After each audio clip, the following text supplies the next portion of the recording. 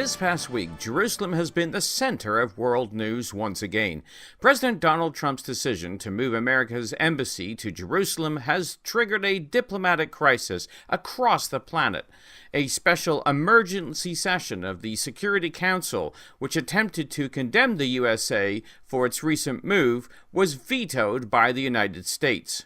The president of the Security Council stated the following. The result of the voting is as follows. 14 votes in favor, 1 vote against. The draft resolution has not been adopted owing to the negative vote of a permanent member of the Council. I now give the floor to the members of the Council who wish to make the statement after the vote. I give the floor to the representative of the United States. Thank you, Mr. President. I have been the proud representative of the United States at the United Nations for nearly a year now. This is the first time I have exercised the American right to veto a resolution in the Security Council. The exercise of the veto is not something the United States does often. We have not done it in more than 6 years. We do it with no joy, but we do it with no reluctance. What is troublesome to some people is not that the United States has harmed the peace process. We have in fact done no such thing. Rather, what is troublesome to some people is that the United States had the courage and honesty to recognize a fundamental reality. Jerusalem has been the political, cultural, and spiritual homeland of the Jewish people for thousands of years. They have had no other capital city. But the United States' recognition of the obvious, that Jerusalem is the capital and seat of the modern Israeli government, is too much for some. The United States will not be told by any country where we can put our embassy. A peace process that is damaged by the simple recognition that Jerusalem is the capital of Israel is not a peace process. It is a justification for an endless stalemate. The United States has done more than any other country to assist the Palestinian people, by far. Since 1994, we have given over $5 billion to the Palestinians in bilateral economic assistance, security assistance, and humanitarian assistance. The United Nations Relief and Works Agency for Palestinian Refugees operates schools and medical facilities throughout the region. It is funded almost entirely by voluntary contributions. Last year, the United States voluntarily funded almost 30% of UNRWA's budget. That's more than the next 2 largest donors combined. And it's vastly more than some of the members of this council that have considerable financial resources of their own. I'll be blunt.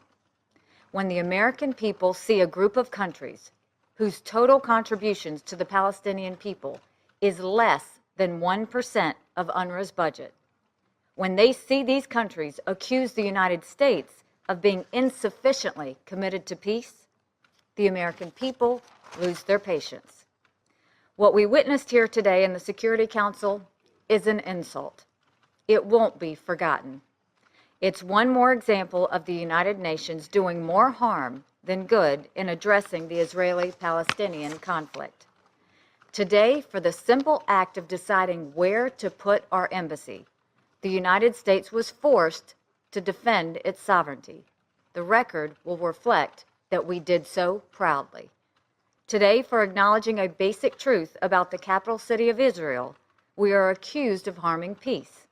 The record will reflect that we reject that outrageous claim. For these reasons, and with the best interests of both the Israeli and the Palestinian people firmly in mind, the United States votes no on this resolution. Thank you. And so the words of the prophet come true in our day and age. A city that was desolate for so long has become the tinderbox of world politics. Zechariah chapter 12 verse 3 stated, "In that day will I make Jerusalem a burdensome stone for all people. All that burden themselves with it shall be cut in pieces, though all people of the earth be gathered together against it." Well, the world was up in arms that the USA vetoed the Security Council resolution, so the Palestinians and several Arab states called for an emergency meeting of the United Nations General Assembly. President Trump had the following to say ahead of that meeting. I like the message that Nikki sent yesterday at the United Nations for all of these nations that take our money and then they vote against us at the Security Council, or they vote against us potentially at the Assembly. They take hundreds of millions of dollars and even billions of dollars, and then they vote against us. Well, we're watching those votes. Let them vote against us. We'll save a lot. We don't care. But this isn't like it used to be, where they could vote against you and then you pay them hundreds of millions of dollars and nobody knows what they're doing. So, Nikki, that was the right message that you and I agreed to be sent yesterday, and I've had a lot of good comment on it, believe me. People are tired of the United States. The people that live here are great citizens that love this country. They're tired of this country being taken advantage of, and we're not going to be taken advantage of any longer. When the General Assembly gathered together, several nations made statements ahead of the vote. Nikki Haley, the United States ambassador to the UN, reiterated much of what she stated in the Security Council, but added the following. I've often wondered why, in the face of such hostility, Israel has chosen to remain a member of this body. And then I remember that Israel has chosen to remain in this institution because it's important to stand up for yourself. Israel must stand up for its own survival as a nation, but it also stands up for the ideals of freedom and human dignity that the United Nations is supposed to be about. She ended her speech by stating, America will put our embassy in Jerusalem. That is what the American people want us to do, and it is the right thing to do. No vote in the United Nations will make any difference on that. But this vote will make a difference on how Americans look at the UN and on how we look at countries who disrespect us in the UN. And this vote will be remembered. Thank you. What we are seeing is a seismic shift in the U.S. foreign policy as it aligns itself with Israel and moves away from those who do not share its values. Canada abstained from the vote, and sooner or later will have to get off the fence. Britain, Australia, and New Zealand will have to be humbled to make the shift in their policy too, as the prophets require them to fall in line with the merchants of Tarshish and all the young lions thereof, as described in Ezekiel 38 and verse 13. The Israeli ambassador to the UN, Danny Danon, clearly identified Israel's connection to the city of Jerusalem in the defense that he made. It is shameful for the United Nations that I must stand before you today. It is shameful that this meeting is even taking place.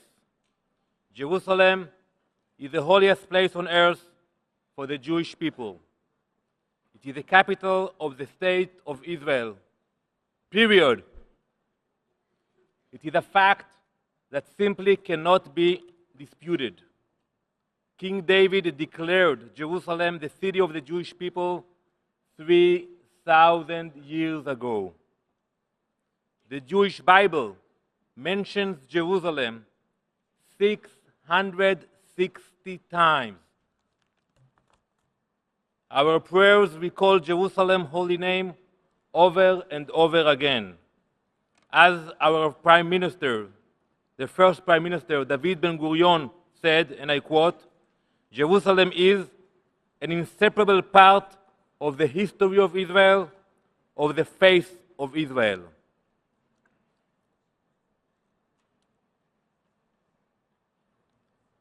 I am holding an original coin. It's from 67 AD. It says in Hebrew, and I quote, Freedom of Zion. Look in the envelope in front of you. You will see you have a replica of the coin. It is clear evidence from the time of our Second Temple. It proves the ancient connection of Jews to Jerusalem. Our bond to Jerusalem is unbreakable.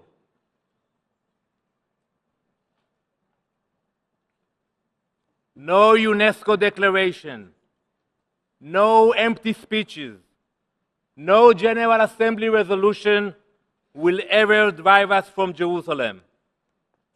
Yet over and over again, those who took the podium talked about a return to the 1967 borders. Speaker after speaker remarked on this. For example, the delegate from Pakistan stated, "Finally, Mr. President, in conclusion, let me say, a viable, independent, and contiguous state of Palestine on the basis of internationally agreed parameters, the pre-1967 borders, and with Al-Quds al-Sharif as its capital, remains the only sustainable guarantee for securing and enduring peace in the Middle East." Really? A contiguous state of Palestine, meaning it's all connected? How is that going to happen? This idea has been around for a while. In fact, the same idea was put to Golda Meir in 1970 interview on a British television show. This is her response from back then. People say to us, pull back to the borders of 67, and then there will be peace. We were in the borders of 67 in June in 67 and in May 67. Why was there war? And immediately after the war, we said, let us sit down and negotiate peace. They didn't do it. And we say now, we've been saying it over and over again, let us sit down and negotiate a peace which we say will be with an attempt to have agreed borders. Well, that was back in 1970, 47 years ago. Now, things haven't changed much. Israel's ambassador asked the United Nations Assembly to consider its attempts to make peace over the past 20 years. How many times has Israel reached its hand in peace since 1997? How many times have we offered the Palestinians to join us in dialogue? How many times have these calls for peace been rejected? All of us have lost count. When Prime Minister Barak offered the Palestinians a state in 2000, we were met with suicide bombers on our buses and shootings in our streets.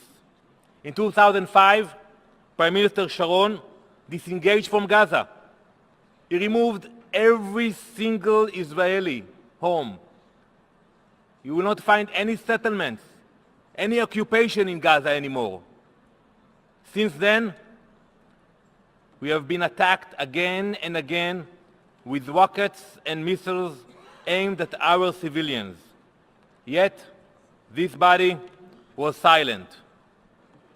The United States simply stated a fact. They officially declared what has always been true. Jerusalem has been and always will be the capital of the State of Israel. The fact is, the United Nations is simply a court of man. This was made evident by the representative from Pakistan when she stated, "This parliament of man, this parliament of the world, is the right and appropriate forum." They are a parliament of man, a parliament of the world, and they believe they have the right to decide the fate of the Jewish people.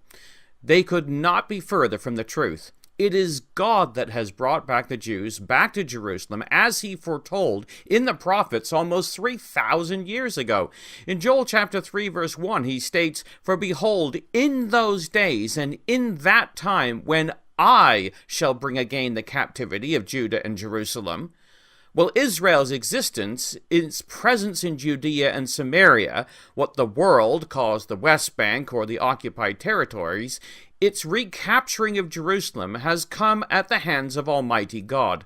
No parliament of the world or parliament of man has any prerogative to change his decrees. He is the one that sets up kingdoms and puts men into power. As we read in Daniel chapter 4, verse 17, this matter is by the decree of the watchers, and the demand by the word of the holy ones, to the intent that the living may know that the Most High ruleth in the kingdom of men, and giveth it to whomsoever he will, and sets up over it the basest of men. The setting up of Donald Trump as President of the United States seems to go against all conventional wisdom. Yet it happened, in spite of the rabid attempts of the world's media to have it otherwise. It is this man and his cabinet that have done what American presidents have feared to do for the past 20 years, recognize Jerusalem as the capital of Israel and move its embassy. God put him in place to do such a thing, and enrage the nations in so doing. All efforts to make peace have been empty since Israel's conception. The real reason isn't land, it's a hatred of the Jewish people, as Prime Minister Golda Meir stated 47 years ago in the same interview. Has there been a single moment since 1967 when you thought that the Arabs were ready to talk? No. Because this is something that must be realized by people in the world, and unless they realize that, there is no understanding of the entire situation. Our quarrel with the Arabs is not a quarrel for a piece of land. It's not for territory. It's not for anything concrete. They just refuse to believe that we have the right to exist at all.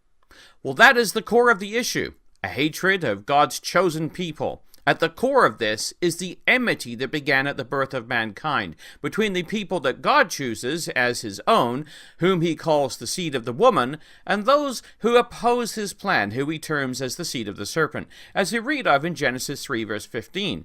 I will put enmity between thee and the woman, between thy seed and her seed. It shall bruise thy head, and thou shalt bruise his heel. The fact is, there will never be true peace until Messiah comes, because man, left to his own devices, can never achieve it. True peace will be unattainable until this time. As he states, the wicked are like a troubled sea when it cannot rest, whose waters cast up mire and dirt. There is no peace, saith my God, to the wicked. Isaiah 57, verses 20 to 21. Well, even the Vatican's Monsignor Thomas Grisa took the podium at the General Assembly. He zeroed in on the real area of interest for the Vatican, and it isn't the plight of the Palestinians. They're just a political pawn to be played when necessary. Mr. President, the delegation of the Holy See wishes to express its appreciation to the member states for their commitment to averting new rounds of violence and to promoting dialogue and negotiations between Israelis and Palestinians on the peace process and the question of Jerusalem. At the same time, it wishes to recall the obligation of all nations to respect the historical status quo of the Holy City in accordance with relevant UN resolutions. Mr. President, the unique identity of Jerusalem, which is of universal interest, consists in its particular nature as a holy city, most sacred to the three monotheistic religions, and a symbol for millions of believers worldwide who consider it their spiritual capital. Its significance goes beyond the question of borders, and this reality should be considered a priority in every negotiation for a political solution. The Holy See, therefore, calls for a peaceful resolution that respects the nature of Jerusalem, its sacredness and universal value, and reiterates that only an internationally guaranteed status can preserve its unique character and be an assurance of dialogue and reconciliation for peace in the region. Thank you, Mr. President. Now, what must be noted in this speech is the identification of the Church with Jerusalem. The Vatican uses the term universal several times. This is actually the meaning of the word Catholic. You see, it sees Jerusalem as a Catholic city, its own. They have long stated their goal for Jerusalem to be an international city, outside of the auspices of either the Arab or the Jew, but under its own control. This is what the Vatican means by a status quo. The idea goes back to the resolution on Palestine adopted by the General Assembly December the 11th, 1948, where the Commission recommended a permanent international regime for the territory of Jerusalem and suggested Jerusalem be a corporis separatum, or a separate body, associated with neither the Jewish nor the Palestinian state.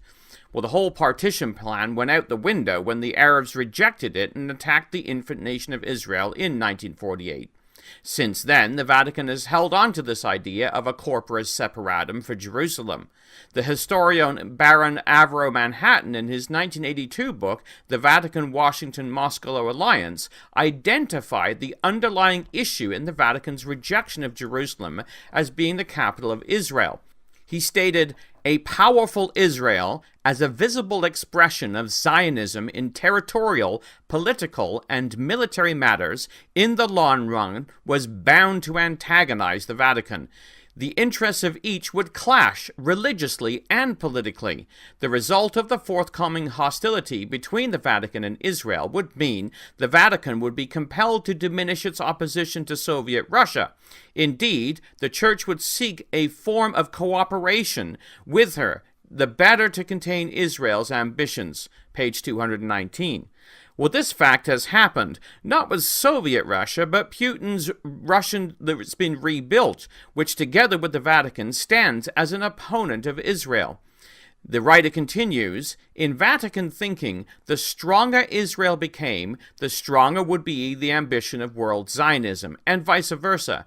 Apart from the geographical presence of a Jewish state in the Middle East, the most controversial characteristic of an Israeli establishment with Jerusalem as a territory and mystical omphalos, or a center, was its messianic nature, the central focus of the Hebrew doctrinal dream. Because of this, the Vatican could not, and would not tolerate the establishment of an Israel which claimed messianic privileges, or rather messianic uniqueness, and which therefore would compete with the Roman Catholic Church as the center of a future spiritual kingdom." End quote. Well, Israel has become exactly that, a unique fulfillment of Bible prophecy, which validates the notion of Messiah coming to Jerusalem and establishing a kingdom.